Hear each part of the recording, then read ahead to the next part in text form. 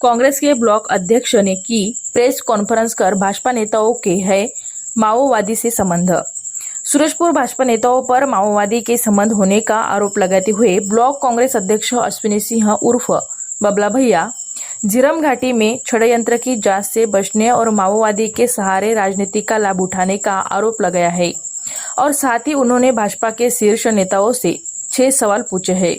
Press वार्ता में block Congress Ashwini Singh, प्रदेश किसान महामंत्री विमलेश तिवारी, एल्डरमैन मनोज डालमिया, युवा कांग्रेस जिलाध्यक्ष जफर हैदर, विनय मिश्रा, विधायक प्रतिनिधि आकाश साहू, नैतिक अग्रवाल, अनुराग डालमिया, रेहान हाशमी, अफरोज अंसारी, भारी संख्या में कांग्रेसी कार्यकर्ता लोग मौजूद थे।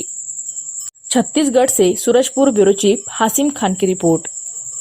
की जांच को लेकर के ये प्रेस वार्ता रखी गई है।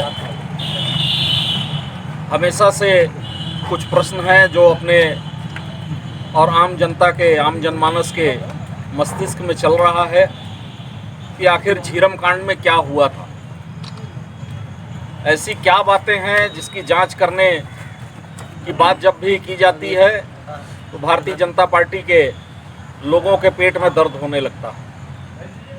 कुछ तो बातें थी जिनको छिपाने का प्रयास किया जा रहा है। उसी संबंध में अभी चूंकि हाल में ही एक भाजपा के उपाध्यक्ष बस्तर में गिरफ्तार हुए हैं। नक्सलियों के साथ उनके संबंध थे। ट्रैक्टर और अन्य सामग्री वो नक्सलियों को सप्लाई किया करते थे।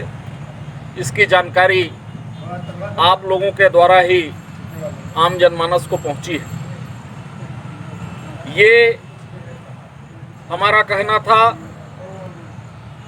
कि सन 2013 में परिवर्तन रैली जब निकली, उस परिवर्तन रैली में से सुरक्षा गार्ड की संख्या को क्यों कम किया गया। ओपनिंग पार्टी जो हमेशा साथ में रहती थी, ओपनिंग पार्टी उस दिन कहां पर थी? ओपनिंग पार्टी उस दिन क्यों नहीं भेजी गई? जो रोड को खोलने का काम करती है वो पार्टी कहां पर थी? ऐसे बहुत सारे प्रश्न हैं। माओवादियों से निरंतर इन लोगों के संबंध रहे हैं। चाहे पहले इनके उपाध्यक्ष दंतेवाड़ा के तोमर की जब हत्या हुई, उसके हत्या के आरोप में पोडियाम लिंगा की गिरफ्तारी हुई। उस गिरफ्तारी में उस पोडियाम लिंगा ने इस बात को स्वीकार किया कि मेरे तोमर के साथ संबंध थे, मेरे भीमा मंडावी जी के साथ संबंध है। तो और उसी के आधार पर जब चुनाव हुए बस्तर में, ये तब बढ़त वहां से हासिल करते रहे। वैसा ही प्रयास सन 2013 में हुआ। वो जब झीरम कांड के जांच की बात होती है तो इनके द्वारा बताया जाता है कि एनआईए के द्वारा जांच किया गया। एनआईए ने जो जांच किया उसमें गणपति और रमन्ना, 2 लोगों के खिलाफ चार्जशीट न्यायालय में फाइल किया। जब गणपति और रमन्ना के खिलाफ चार्जशीट फाइल किया, उसके कुछ महीने के बाद पुनः पूरक चालान फिर न्यायालय में पेश किया गया, जिसमें एनआईए के द्वारा ये कह दिया गया कि ये दोनों अभियुक्त हैं ही नहीं। ये नाम किनके कहने पर काटे गए और ये नाम अगर गलत थे तो किनके कहने पर जोड़े गए थे? इन सब बातों का जवाब कहाँ है? जब इनके ऊपर प्रेशर बनाया गया भारतीय जनता पार्टी के ऊपर, जब कांग्रेस पार्टी ने दबाव बनाया, तो सन 2016 में इन्होंने सीबीआई जांच कराने के लिए लेटर लिखा, मांग की केंद्र सरकार से, और केंद्र सरकार ने उसको निरस्त कर दिया। ये बात सन 2016 की थी।